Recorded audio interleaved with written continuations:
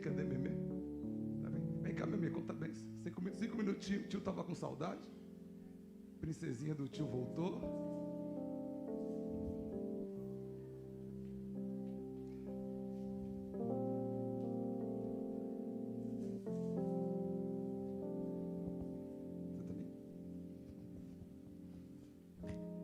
Graças, paz, igreja, tudo bem? Amém. Nessa última temporada a gente estava aprendendo a Bíblia durante 3 meses. Então foi bem intensivo, a gente leu toda a Bíblia, a gente teve uma apresentação no final, como se fosse um TCC. Mas a gente realmente começou a conhecer toda a face de Deus. A gente começou a conhecer todos os caráteres de Deus, de quem Deus é. E hoje a gente realmente pode dizer que entende o verdadeiro plano dele do início ao fim. Jesus, ele está presente do início ao fim da Bíblia. E não é só porque a gente estava estudando a Bíblia que a gente não faz missões. Então, durante toda a minha temporada de BS, que é a fase da Bíblia, eu tive algumas experiências bem legais na fazenda e até na cidade de Pariquera. E duas vezes eu fui parar no hospital, lá em Pariquera. E o mais engraçado é que todas as vezes que eu fui parar no hospital foi por um propósito. Eu comecei a me sentir mal, mas no dia seguinte eu nem tinha tomado remédio ainda e já me sentia bem. Eu vi uma pessoa sendo curada de um problema no rim. E eu vi um médico aceitando Jesus, porque ele literalmente me pediu para explicar o plano de salvação que a gente estava aprendendo. E eu consegui falar com ele no consultório por 30 minutos. E ele literalmente parou para me ouvir e esse médico aceitou Jesus.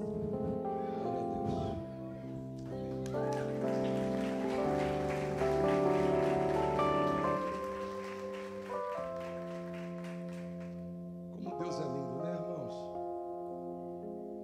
Como Deus, ele torna pessoas improváveis em seres prováveis. Não é? Certo tempo atrás, a Inê estava aqui, quietinha, não é? Tímida, nem pegava microfone para falar. Aí, de repente, o Espírito Santo vem, toca e leva ela para o campo missionário para fazer missões. E ela fala: eu preciso fazer missões, eu preciso ir. Mãe, eu tenho que ir. Pai, eu tenho que ir. Vó, eu tenho que ir. Tia, eu tenho que ir. Deus está me chamando para ir. E ela pegou e se virou, deu os pulos dela, né? E se virou e pede oferta aqui, pede oferta aqui. Foi, irmãos. Agora vem e prega para doutores. Glória a Deus por isso. Deus, ele usa os improváveis.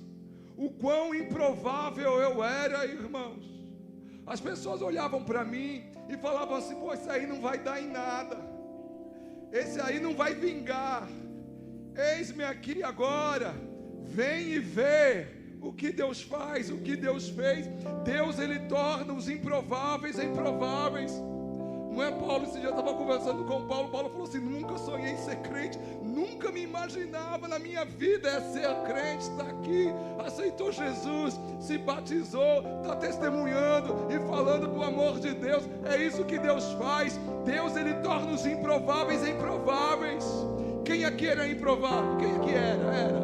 Olha quantos improváveis estão aí. Agora Deus, ele está te usando. Deus, ele está te fortalecendo. Deus, ele está te erguendo. Deus, ele está te ensinando para tornar você um ser provável. Eu lembro que uma vez eu estava no nosso comércio lá em Santo André, Martim Francisco, que era a avenida lá na Rua de Siri. E eu estava trabalhando atrás do balcão. Minha voz estava muito ruim, irmãos, que vai ser assim hoje, viu? Vai falhando assim mesmo, porque já foi o que tinha que dar aqui. Aí, irmãos, eu estava atrás do balcão trabalhando, e entrou um rapaz no estabelecimento e falou aquela historinha, né? Olha, eu tenho uns passes aqui, e eu preciso chegar em tal lugar, e eu não tenho dinheiro, eu preciso complementar aqui, né, os meus passes. Você teria aí, né, um dinheiro para me ajudar? Eu olhei para ele e falei assim: cracudo. Sabe quando você olha para o cara e fala assim: é para craque esse dinheiro? Né? E ele ficou insistindo: olha, eu preciso ir. Eu estava em Santo André, ele falou que tinha que ir para São Paulo. Você não compra os meus passes, compra o meu passe e me dá o meu dinheiro, porque esse passe não é aceito aqui. E aí ele foi jogando aquela conversa para cima de mim. Aí de tanto ele insistiu, fui lá no caixa, peguei o dinheiro e entreguei na mão dele. Aí na hora que ele estava virando, ele virou as costas assim, foi em direção à rua. Eu falei para ele assim: Jesus te ama. Ele pegou, ele parou assim. Aí ele virou para trás e disse: o que você falou? Eu disse: isso sujou, né?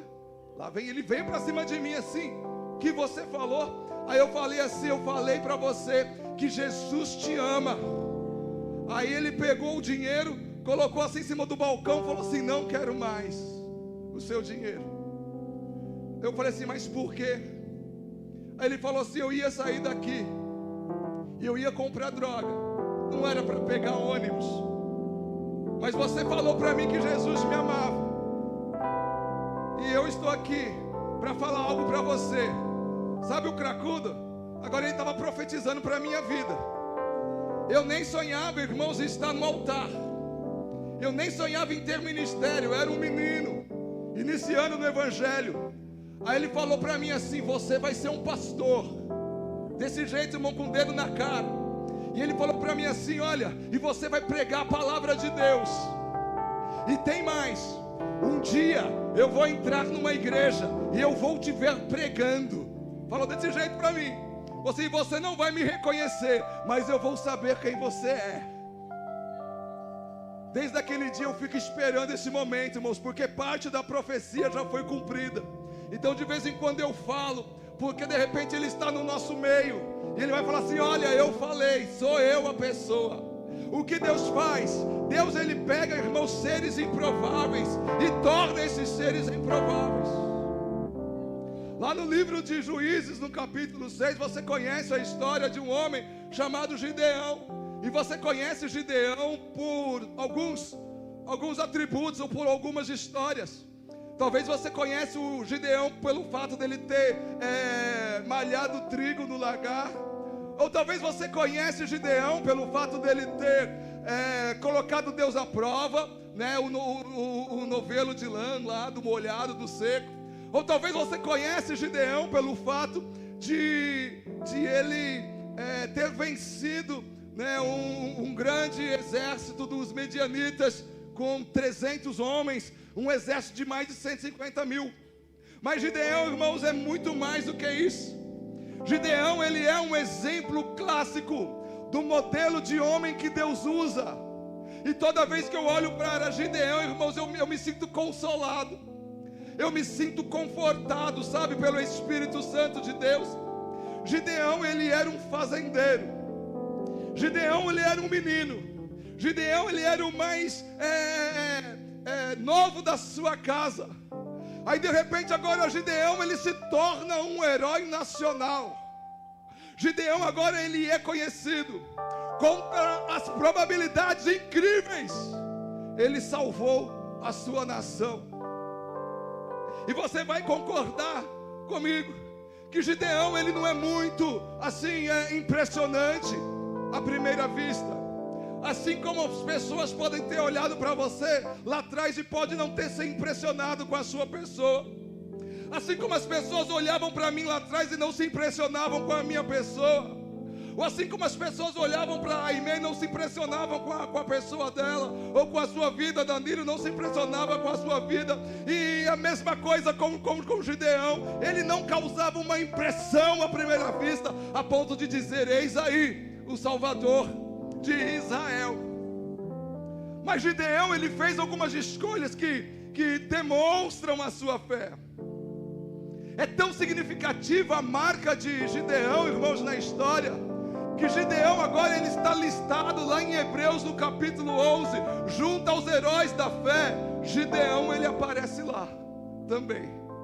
O improvável, o abandonado, o zero à esquerda lá, aquele que não vai vingar, agora está lá em Hebreus capítulo 11 sendo listado nos heróis da fé. Vou dizer uma coisa para você nessa noite: não importa como o mundo te vê, mas como Deus te vê. Porque Deus viu Gideão, Deus olhou para Gideão, Deus enxergou Gideão e falou assim: está aí o homem que eu preciso.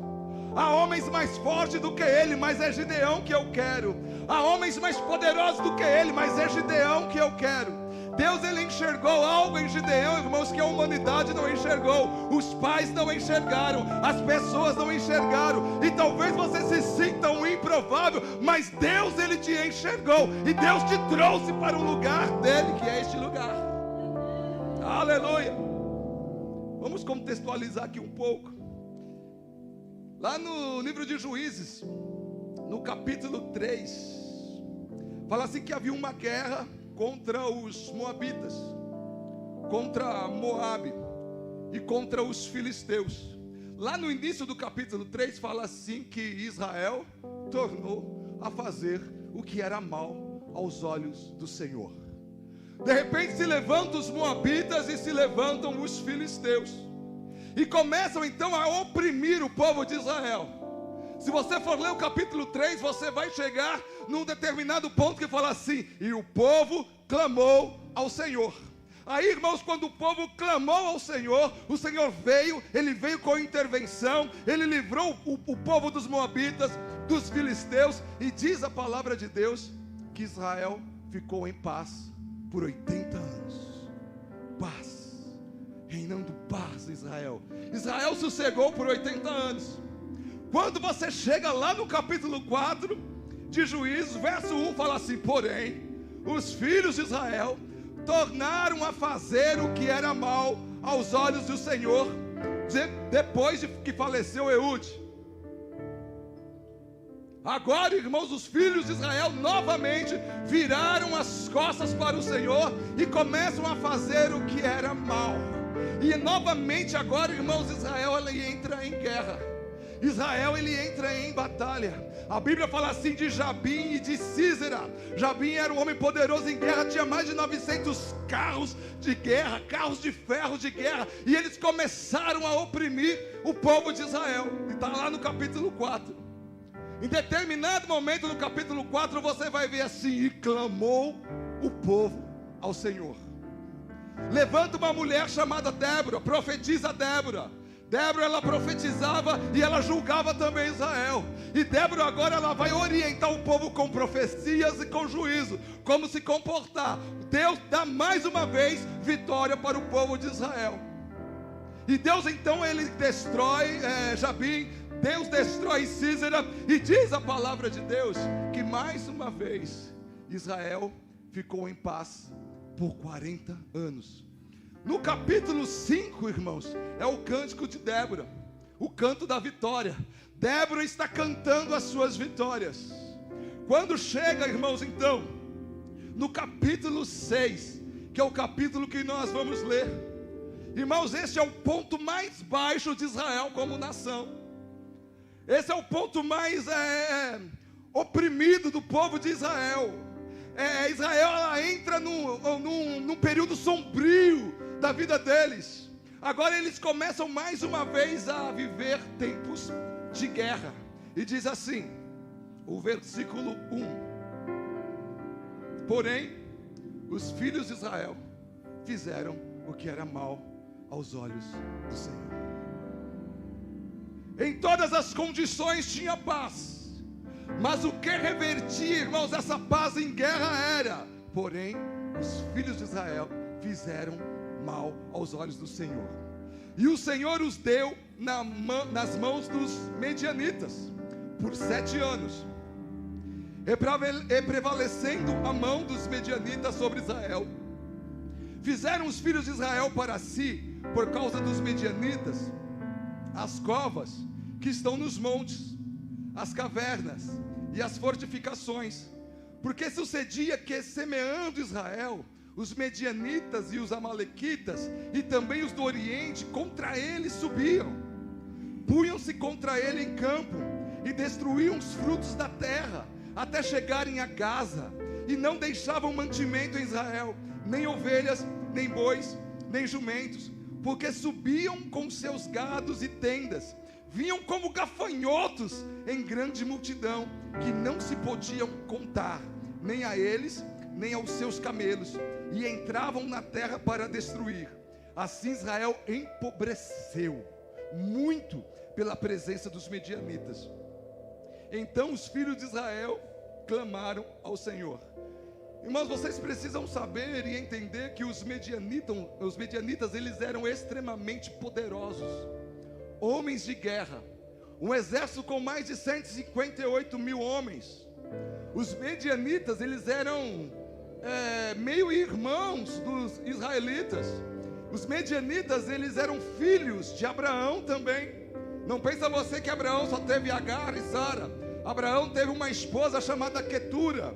E diz a palavra de Deus que Quetura gera um homem chamado Midian. E de Midian então vem os medianitas.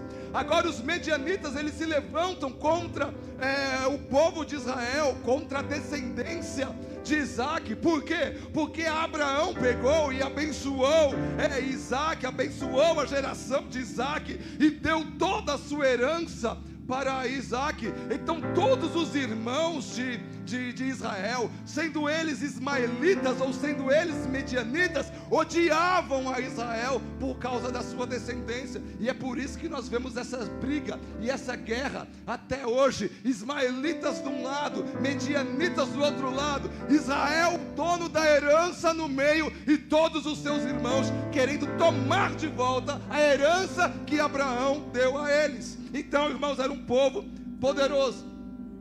Diz a história que todo ano, na época da colheita, os medianitas, eles desciam. E quando eles desciam, diz a palavra, você leu, que eles desciam e eles vinham como gafanhotos. Eles vinham pegando tudo, eles vinham destruindo tudo, tirando tudo, arrebentando com tudo. Eles levavam a lavoura, eles levavam o gado, eles destruíam tudo e levavam tudo que podia levar de Israel. E essa opressão foi por 7 anos. Diz a palavra de Deus que Israel então está cansado daquela situação. Israel não suportava mais aquilo. Agora Israel, eles fogem para as montanhas. E eles começam a cavar as suas casas nas montanhas. Não sei se você já viu, já teve a oportunidade de ver. Se você puxar lá no Google e procurar as covas nas montanhas lá de Israel, você vai ver as montanhas cheias de buraquinhos. Era para onde o povo de Israel fugiu, porque eles não aguentavam mais a opressão dos medianitas. E ali agora eles estavam passando fome, estavam passando necessidade, eles passavam por período de sede. E diz a palavra do Senhor, extrema pobreza. Agora os donos da herança estavam pobres. Por quê? Porém os filhos de Israel fizeram o que era mal aos olhos do Senhor. A Bíblia fala, irmãos, e relata que isso durou por 7 anos. 7 anos. O povo vivendo lá nas cavernas. Aí num período, irmãos, desses 7 anos, alguém fala, opa! Espera aí, tem coisa errada. Há 120 anos atrás Israel foi oprimido. Eles voltaram a olhar ao Senhor. Há 47 anos atrás novamente nós tivemos a aflição de Abim e de Sísera. Mas o povo, ele voltou ao Senhor. Nós precisamos voltar ao Senhor. Nós precisamos pedir ajuda a Deus. E foi isso que Israel fez. Israel agora começa a clamar ao Senhor. Senhor, nos ajude. Nós não aguentamos mais. Senhor, nós precisamos de Ti. Nós não aguentamos mais. Fica a pergunta: por que demoraram tanto para clamar ao Senhor? 7 anos, irmãos, passando por necessidade. 7 anos sendo oprimidos. 7 anos, irmãos, vivendo em guerra e sendo humilhados. Deixaram passar por 7 anos para clamar ao Senhor. Sabe por quê, irmãos? Porque eles são muito parecidos conosco. É um povo muito parecido comigo e com você, irmãos. Eles esperaram que todas as opções possíveis, todas as probabilidades possíveis se esgotassem antes de buscar o Senhor. Eles esperaram chegar no fundo do poço antes de buscar o Senhor. E muitas vezes eu vejo pessoas fazendo dessa forma. antes de voltar para Deus e olhar para Deus e clamar a Deus logo no começo da aflição, logo no começo da angústia, quando começa a sentir um cheiro de guerra. Não, irmãos, espera a batalha vir, espera a guerra vir, espera a tribulação vir, espera a dor vir, para buscar ao Senhor. O versículo 6 diz: assim Israel empobreceu muito pela presença dos medianitas. Então os filhos de Israel clamaram ao Senhor, depois de muita pobreza. E quantas vezes, queridos, nós não passamos por situações difíceis, e nunca paramos para perguntar para Deus: o que, Senhor, tu está planejando para nós nessa situação? Qual é o seu propósito, Deus, nesta circunstância? Porque aqui, irmãos, em todas as guerras havia um propósito: trazer de volta o coração de Israel e apontar o coração de Israel para o coração de Deus. E nós não, por que não? Porque nós não clamamos ao Senhor e perguntamos para Deus: Senhor, qual é o teu propósito? O que será, Senhor, que tu está planejando para a minha vida? Por que está acontecendo isso com a minha vida? Enquanto isso nós resistimos e continuamos brigando com Deus. Esses dias eu cheguei com uma pessoa e falei assim: para de brigar com Deus, você vai perder. Quem fica brigando com Deus: eu não volto para Deus, eu não volto para Deus, eu não volto para Deus. Você vai perder.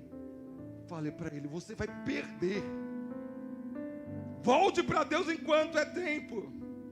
Às vezes nós achamos que nós podemos lidar com a situação sozinho, e nós vamos fazendo isso, tentando ir levar a situação, achando que nós podemos lidar com a situação sozinho.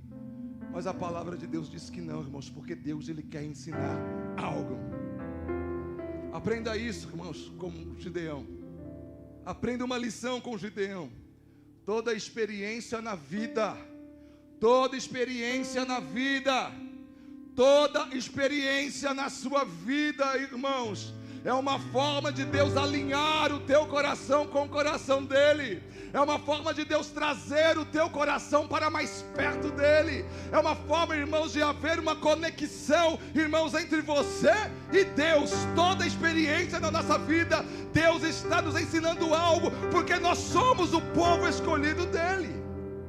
Aleluia, nós somos o povo escolhido dele. A cada provação de Deus, irmãos, é uma forma de Deus adaptar e para nos aproximar dele. C.S. Lewis, ele diz uma frase muito interessante. Ele fala assim que Deus sussurra para os nossos prazeres. Fala assim que Deus fala, C.S. Lewis falando, com a consciência, mas Ele grita em nossas dores. Deus, Ele grita em nossas dores. É como se houvesse um megafone para despertar um mudo surdo. É isso que C.S. Lewis diz. As nossas dores, as nossas tribulações, as nossas dificuldades, aquilo que nós chamamos de provações, aquilo que nós chamamos de tribulação, aquilo que nós chamamos de luta, é Deus, Ele gritando para você, é Deus gritando no seu ouvido, dizendo: volte para mim, olhe para mim, atende a minha pessoa, se renda a mim. Deus, Ele está, irmãos, gritando para um mundo surdo, tentando chamar as nossas atenções. Versículo 7.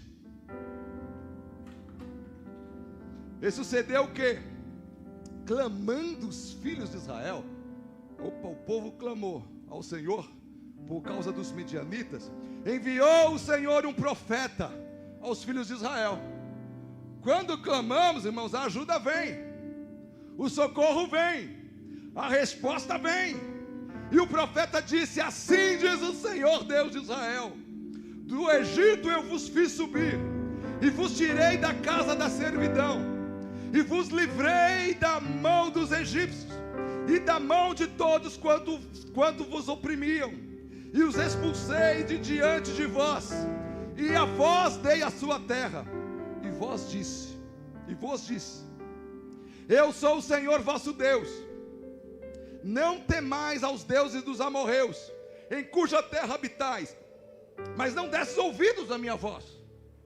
Não desses ouvidos à minha voz. Então o anjo do Senhor veio e assentou-se debaixo do carvalho que está em Ofra, que pertencia a Joás, a Abiesrita. E Gideão, seu filho, estava malhando trigo no lagar para salvar dos medianitas. Então o anjo apareceu para Gideão e disse: o Senhor é contigo, homem valoroso. O Senhor é contigo, homem valoroso. Irmãos, o que mais me encanta em Deus, que mesmo nós demorando para retornar para Ele, Deus, Ele não demora em nos responder. Deus, Ele não demora em nos responder. Deus, Ele é maravilhoso, irmãos. Quando o povo clamou a Deus, a situação mudou. A situação foi revertida. Ele se move em amor, ele se move em misericórdia, porque Deus amava muito aquele povo. O versículo 7 e 8 deixa bem claro isso, né? Deus falando para ele: do Egito eu vos fiz subir, eu vos tirei da casa da escravidão, eu vos livrei da mão do Egito, dos egípcios, eu amo vocês. O amor de Deus sendo revelado, aleluia. E ele chega, mas ele também, irmãos, ele vem com verdade. Deus falou umas verdades aqui para o povo, não é? Ele revelou a verdade, e a verdade dói, irmãos. E talvez algumas mensagens que são pregadas aqui nesse altar dói, irmãos, porque são verdades, não é? E verdades às vezes machucam, e às vezes nós não queremos ouvir verdades. Mas Deus, Ele vem e Ele traz as verdades, irmãos. Ele tira as verdades dos bastidores, irmãos, para nos ajudar. Para Israel, primeiro Ele envia um profeta anônimo. Surge este profeta, irmãos, não havia menção de profeta na Bíblia desde Moisés. Aí de repente surge esse profeta anônimo. Deus, irmãos, Ele pode usar qualquer um para te falar. Eu lembro uma vez, vou contar uma historinha para vocês aqui. Eu saí de casa, eu fui para a igreja. E eu falei: Senhor, fala comigo hoje, senão não vai dar para mim. Não estou aguentando mais. Não estou aguentando mais, Deus. Fala comigo. Aí eu peguei e fui para a igreja. Estava eu lá na igreja, São Bernardo do Campo. Culto aconteceu, normal. Ninguém falou nada. Não ouvi nada na palavra. Louvor não tocou no meu coração. Aí eu falei assim: puxa vida, acho que Deus não me ama mesmo. Tá indo lá, acabou o culto, tchau para lá, tchau para cá, tchau para lá, tchau para cá. Aí no final apareceu um irmão, nunca tinha visitante na igreja, primeira vez na igreja.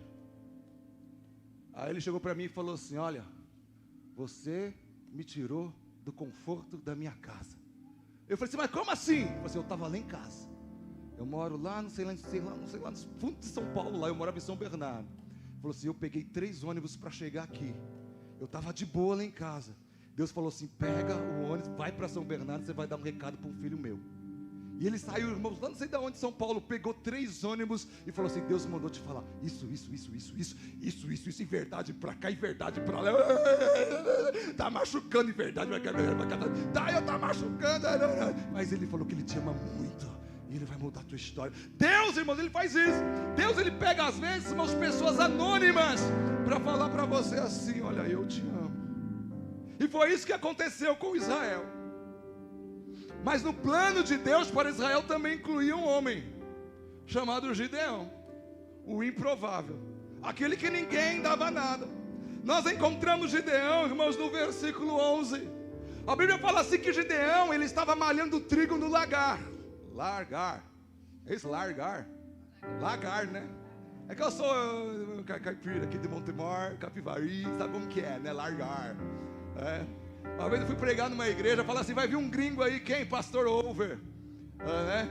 Aí eu cheguei lá, né? Cheguei lá na igreja, todo mundo esperando o gringo, né? Eu falei assim: pastor, você é gringo? Eu falei assim: não, eu sou daqui. Ah, mas falei que você é gringo? Eu falei assim: não, eu sou daqui, né? Eu sei, eu tenho um sotaque, eu falo bard, eu falo porta, né? Eu tenho um sotaquezinho, mas eu sou daqui.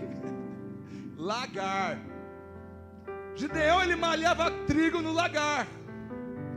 Por quê, irmãos? Lagar.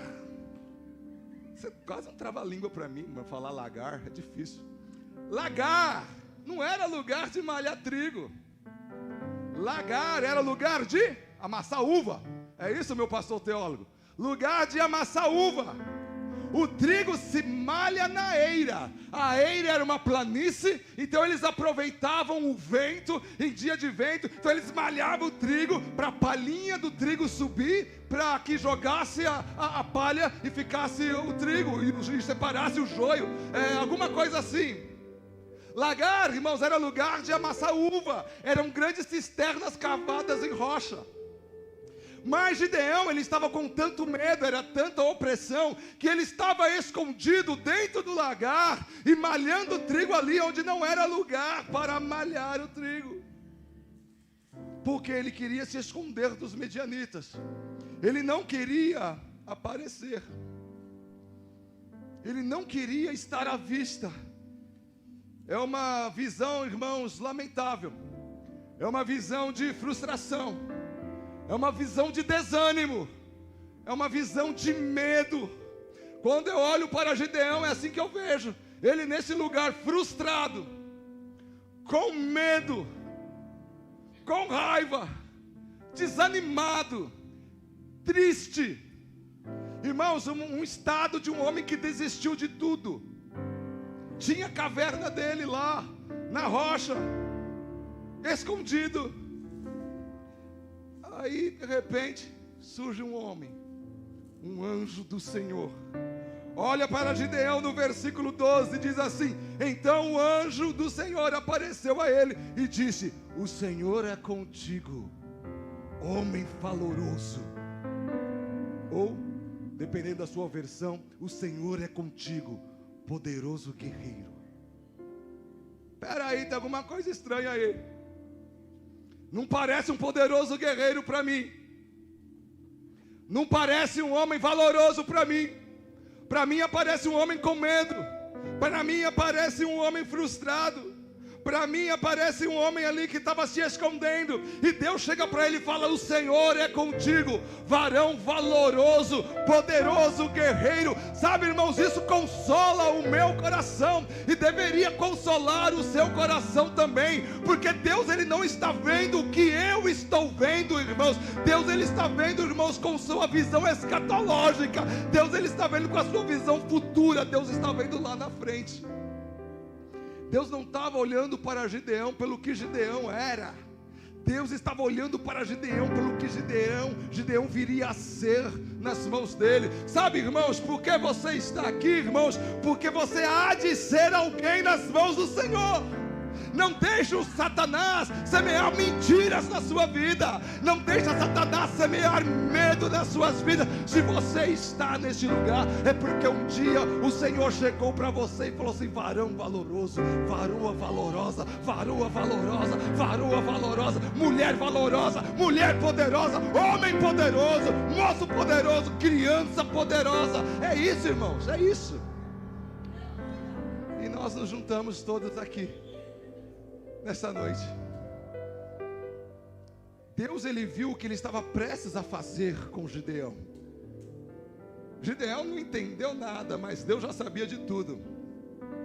Lá no livro de Gênesis, capítulo 17, se não me engano, Deus fala assim: poderei eu ocultar alguma coisa de Abraão, visto que Abraão viria a ser, não pelo que Abraão era, mas pelo que Abraão viria a ser. É isso, irmãos, que Deus faz. Ele olha para você olhando para o seu futuro. Talvez você esteja olhando aqui e não está entendendo nada, mas Deus já entendeu tudo ao seu respeito.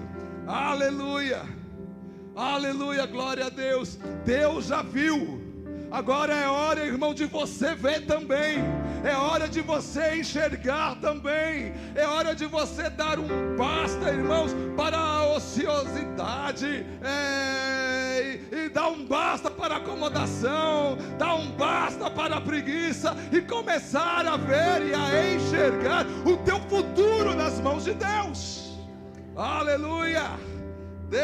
Deus lindo, glória a Deus. Você sabe o que realmente você é? Você sabe? Pergunta para a pessoa que está do seu lado: quem você é em Deus? Uma das maiores mentiras, irmãos, que nós contamos a nós mesmos é que Deus só usa pessoas especiais. Essa é uma grande mentira semeada por Satanás, e nós abraçamos essa mentira, que Deus só usa pessoas especiais. Isso é mentira, irmãos. Você é alguém para Deus. Lá no Evangelho de João, no capítulo 1, irmãos, o verso 12 fala assim, que você é filho de Deus. No Evangelho de João, no capítulo 15, verso 15, fala que você é amigo de Deus. Em Efésios capítulo 2, verso 10, fala que você é obra-prima de Deus. Romanos capítulo 5, verso 1, fala que você foi justificado por Deus. Romanos capítulo 8, verso 1, fala que você foi liberto para sempre da condenação de Deus. Efésios capítulo 1, verso 5, fala que você é adotado na família de Deus. Em Filipenses capítulo 3, o verso 20, fala que você é um cidadão do céu. 1 Coríntios capítulo 6, verso 20, fala que você pertence a Deus. E Romanos capítulo 8, verso 35, fala que você nunca mais vai ser separado do amor de Deus. Nunca mais vai ser separado do amor de Deus. Você tem tudo dele que você precisa para viver. Eu tenho tudo dele que eu preciso para viver. Deus sabe quem você é, mesmo que você não saiba, mesmo que você não entende. Deus, ele sabe quem você é, e ele irá trabalhar para te ajudar a ver a sua verdadeira identidade nele. Aleluia, glória a Deus. Beber água, senão não aguenta, né, irmão? Capítulo 6, verso 13.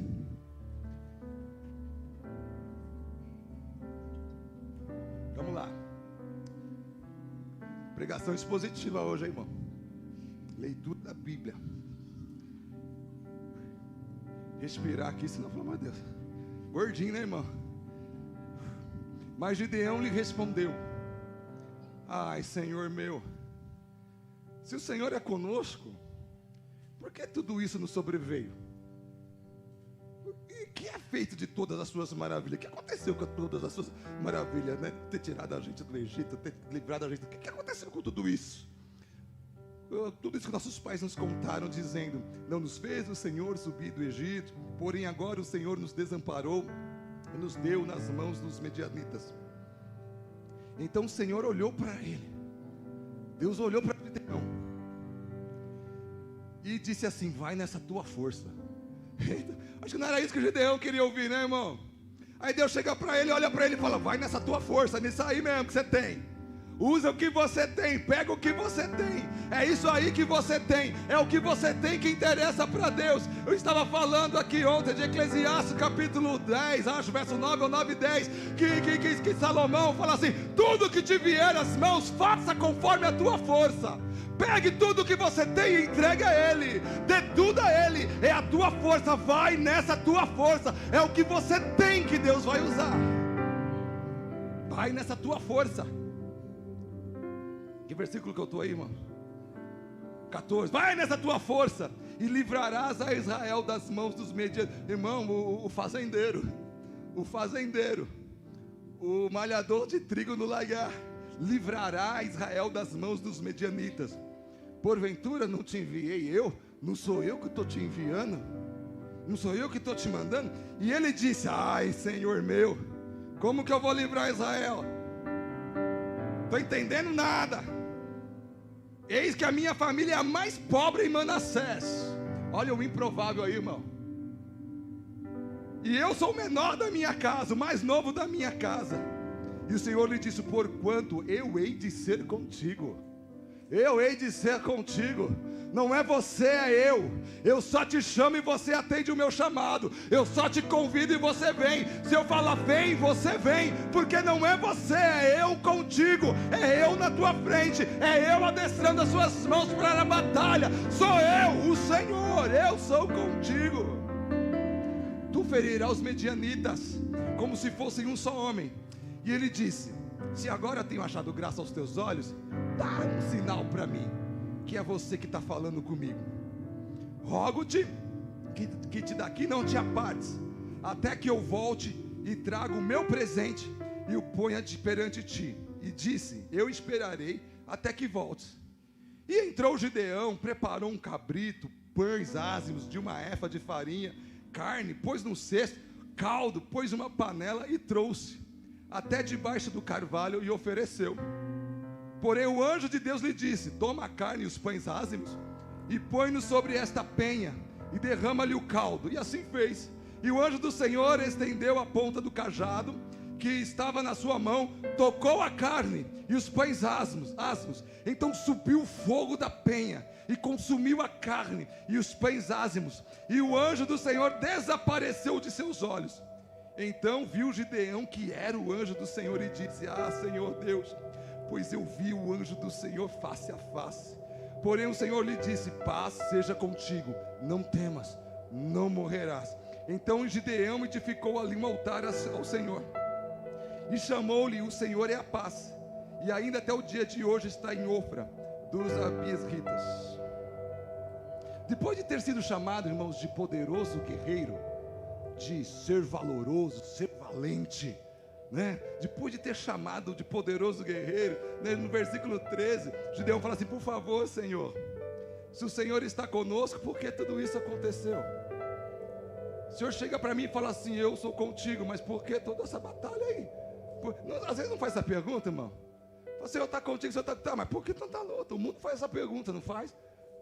Cadê o Deus de Israel? Cadê o Deus dos crentes? Eu já ouvi isso, irmão, lá atrás. Pessoas falando para mim, cadê o teu Deus? Que prova é essa? Que luta é essa? Cadê teu Deus? E Gideão, irmãos, ele fez a mesma pergunta. A conclusão de Gideão, irmãos, é que o Senhor o tinha abandonado, que o Senhor o tinha deixado. Mas o versículo 14 é revelado algo, irmãos, que arrasa com a sensibilidade de Gideão. Disse o Senhor que voltou para ele, olhou para Gideão. Deus olhou para Gideão, o anjo do Senhor olhou para Gideão e disse, vá com a força que você tem e liberte Israel do poder de Midian. Não sou eu que estou enviando você? Não sou eu que estou te chamando? Me lembra a história de Moisés lá no livro de Êxodo, no capítulo 3. O povo de Israel clamou do Egito, Moisés o improvável, pastoreando as ovelhas do seu sogro. De repente a sarça queima e Deus brada de dentro da sarça, Moisés tira a sandália dos seus pés, porque a terra que você pisa é terra santa. Agora Deus fala assim para Israel, eu ouvi o clamor do meu povo, vai e liberte o meu povo do Egito. E Moisés fala, eu não. Quem sou eu para que vá? Agora, irmãos, é hora de Deus revelar a identidade de Moisés para ele mesmo. Sabe por que erramos tanto, irmãos? Porque não reivindicamos e não nos lembramos da identidade nossa em Deus. Lembre-se todos os dias da sua identidade em Deus. Quem você é em Deus. E você nunca mais vai dizer, eu, Senhor, mas eu. As contas não estavam batendo para Gideão. Gideão estava, não estou entendendo nada. Gideão estava assim, meu currículo é muito inexpressivo. Não, Deus está enganado. Tu está enganado, Deus. Não, eu não. Mesma coisa que Moisés fez lá, irmãos. Leia lá depois, capítulo 3, capítulo 4. Moisés fica, Deus não. E Deus colocando prova. Deus não, eu não. Gideão, mesma coisa. Meu currículo é muito inexpressivo. Não sou ninguém, sou pequeno, sou pobre, sou feio, sou gordinho, baixinho, eu não sei, colocando um monte de empecilho, não estava batendo. Gideão, ele era o elo mais fraco do seu clã. Irmão, Gideão, ele não conseguia nem organizar o seu próprio povo, ainda mais organizar um exército, né? Ele não conseguia. Aí no versículo 16, Deus ele confirma, irmãos, a prioridade dele, que era libertar o povo dos medianitas. Deus ele confirma isso com a presença dele. O verso 16 fala: eu estarei com você. Estão comigo, irmãos? Estão comigo? O verso 16 fala: eu estarei com você. Disse o Senhor a ele: você derrubará Midian como se fosse um homem. Sabe, todo o exército perecerá como se fosse um homem. Gideão, irmãos, ele recebe então aquela comissão inegável. Inegável. Ele é informado antecipadamente o que iria acontecer. É como se você comprasse, a gente não compra, né? Eu ia falar um bilhete premiado, né? Mas é como se alguém chegasse para você e falasse assim: está aqui um bilhete premiado, estou te dando. E você já sabe que o resultado está ali. Deus revela agora para Gideão, irmãos, o resultado e o futuro. E Deus fala assim: eu vou na frente e você vai vencer. É para ir ou não é, irmãos? Hein? É, não é? Glória a Deus. Glória a Deus, irmã. É para ir. É para ir, irmãos. Não dá para negar um convite desse. O convite da vitória. Pensou, oh meu Deus, chegou para você, né, tem um anjo lá na sua casa e falando assim: vai lá amanhã e fecha aquele negócio porque eu estou com você. Você vai ou não vai? É inegável um negócio desse, irmão. Não é para falar não. Gideão não podia falar. Não podia falar não, irmãos. A promessa de Deus é inegada, é inegável. Ele é informado antecipadamente do resultado e fala para ele: você vai vencer. E Gideão está lá. Aí Gideão ele entende. Aí ele clama: ah não, eu não acredito. Eu realmente vi o Senhor face a face. Agora os medos foram consolados. O seu chamado foi confirmado.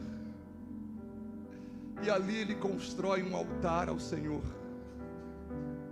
Os medos se foram. Se encheu de coragem, se encheu de força. Agora ele estava começando a entender: varão valoroso que você é. Glória a Deus. Gideão então ele prepara um altar ao Senhor naquele lugar. Gideão, irmãos, ele precisava de um encontro pessoal com Deus. Gideão ele precisava desse encontro, assim como eu preciso desse encontro, você precisa desse encontro pessoal com Deus. E é isso que nós estamos fazendo aqui desde o começo do culto, dizendo: vem Senhor, toca Senhor, incendeia Senhor, faz Senhor. Nós precisamos de um encontro pessoal, nós precisamos ser tocados, nós precisamos, Senhor, olhar para a tua face, nós precisamos ver, nós precisamos ser encorajados, nós precisamos ser empoderados. E Deus está aqui neste lugar falando: eu sou contigo.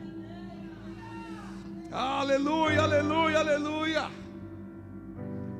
Há uns relatos históricos dos soldados de Napoleão, que eles falavam assim, que quando Napoleão segurava suas mãos, eles se sentiam pequenos conquistadores. Eles falavam isso. Quando Napoleão vinha, segurava, apertava a mão dos seus soldados, eles se sentiam conquistadores. E é isso, irmãos, que Deus tem que gerar em você nessa noite. Quando o Senhor Deus te toca, quando o Senhor Deus pega na sua mão, quando Ele toca em você, Ele está compartilhando daquilo que Ele é com você. Se sinta especial, se sinta vencedor, porque você é vencedor. Se sinta um conquistador, porque você é conquistador. Se sinta poderoso, porque você é poderoso. Você é poderosa. Se sinta, irmãos, porque você é. Deus está te dando o direito de sentir aquilo que Ele é. Glória a Deus, aleluia. Glória a Deus.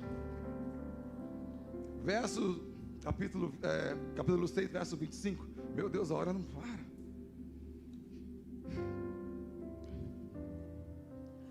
E aconteceu naquela mesma noite que o Senhor lhe disse: toma o boi que pertence ao teu pai, a saber, o segundo boi de 7 anos, e derruba o altar de Baal, que é de teu pai.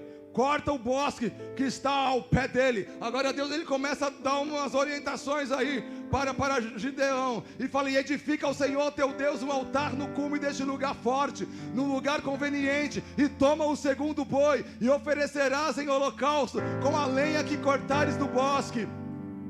Então Gideão tomou 10 homens dentre os seus servos e fez como que o Senhor lhe dissera. E sucedeu que, temendo ele a casa de seu pai e os homens daquela cidade, não o fez de dia, mas fez de noite. Levantando-se, pois, os homens daquela cidade de madrugada, eis que estava o altar de Baal derrubado, e os poços que estavam ao pé dele cortado, e o segundo boi foi oferecido no altar que fora edificado. E uns aos outros disseram: quem fez essas coisas? E esquadrinhando e inquirindo, disseram: Gideão, o filho de Joás, fez essas coisas.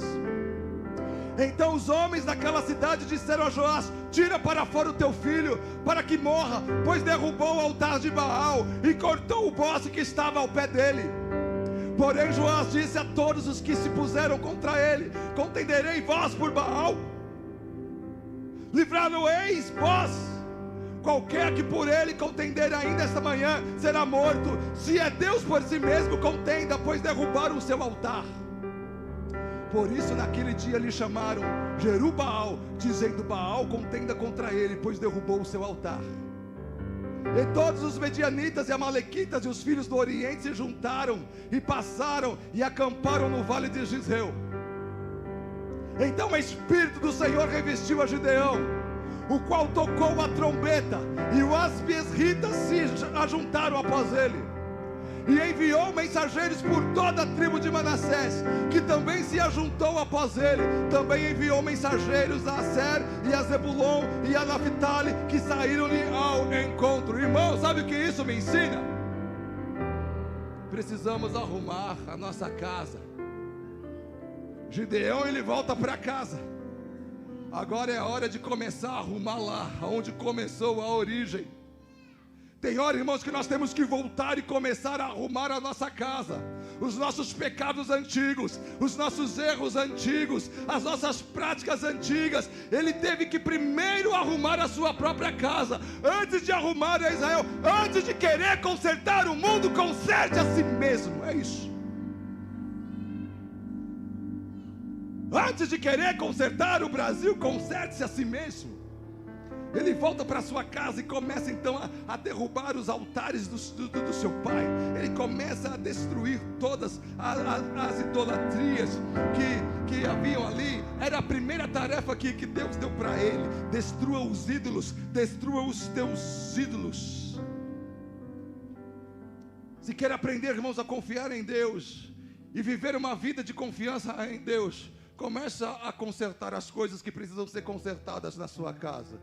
Volte ao princípio, volte à origem.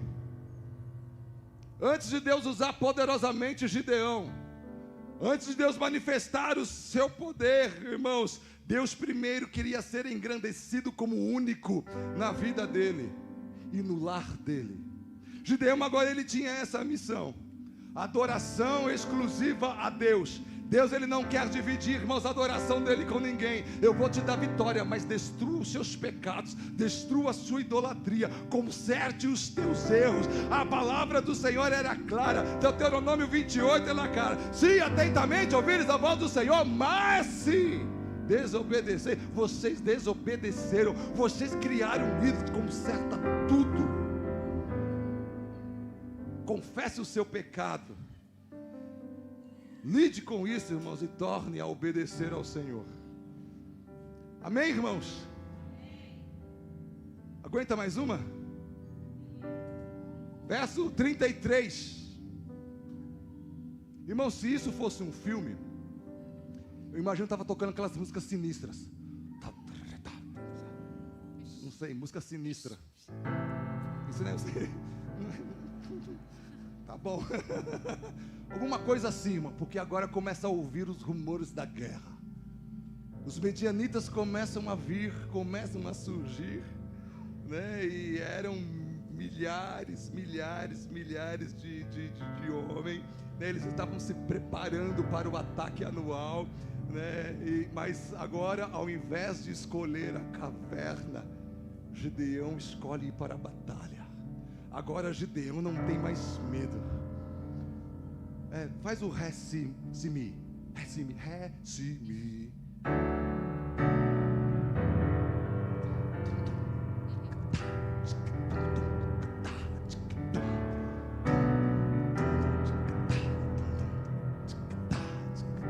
Não tem baterista aqui?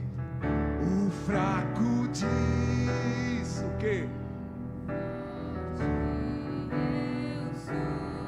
Por quem? Pelo Espírito que hoje vivo está. Pode vir.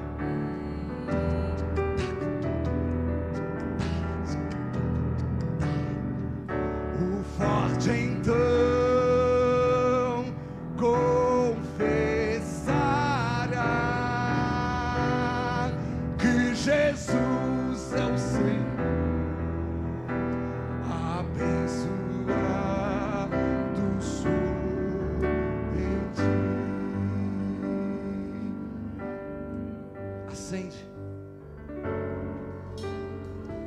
Acende em meu coração o fogo que consome tudo.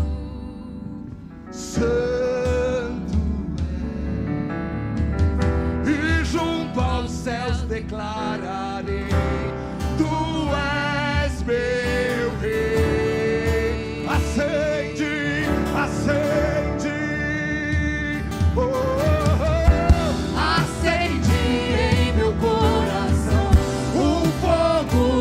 consome tudo.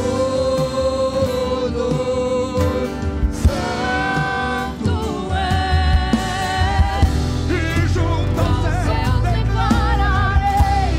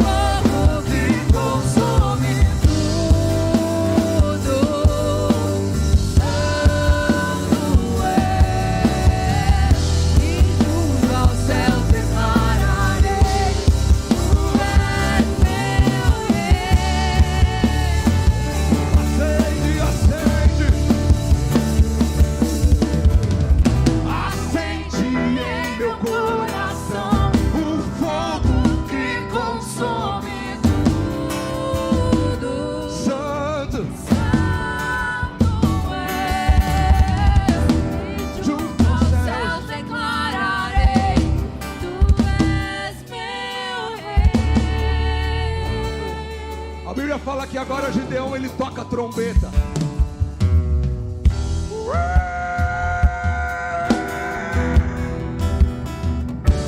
Gideão agora começa a tocar uma trombeta.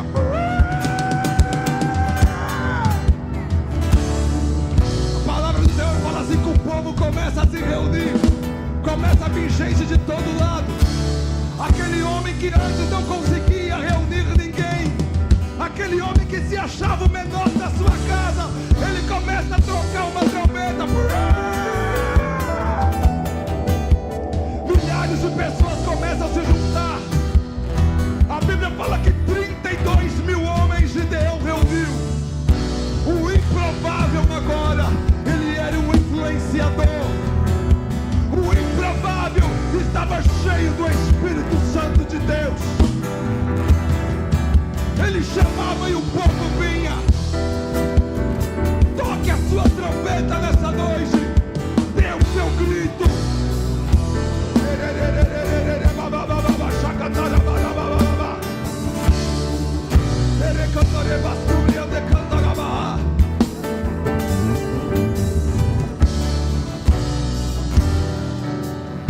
Deus fala assim: Gideão, você já provou o teu valor.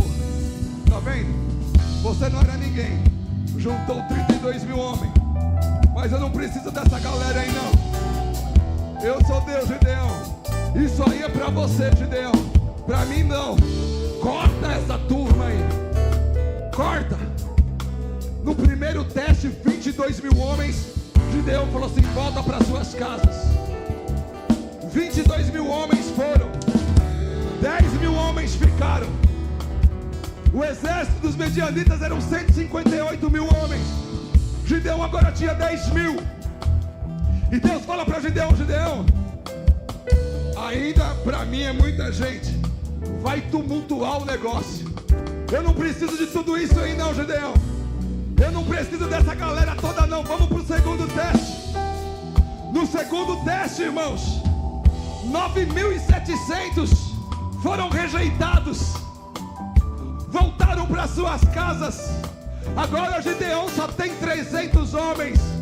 E Deus fala: e agora, Gideão, tá bom? Você acha que tá bom para você? A conta tá batendo, Gideão. 300 homens podem destruir 158 mil. Agora Gideão, envolvido pelo Espírito Santo do Senhor, fala: Senhor, tu podes, tu fazes, tu és o meu Deus. Eu estou cheio da tua presença, eu estou cheio do teu Espírito, eu estou cheio da sua pessoa. Eu vou com 300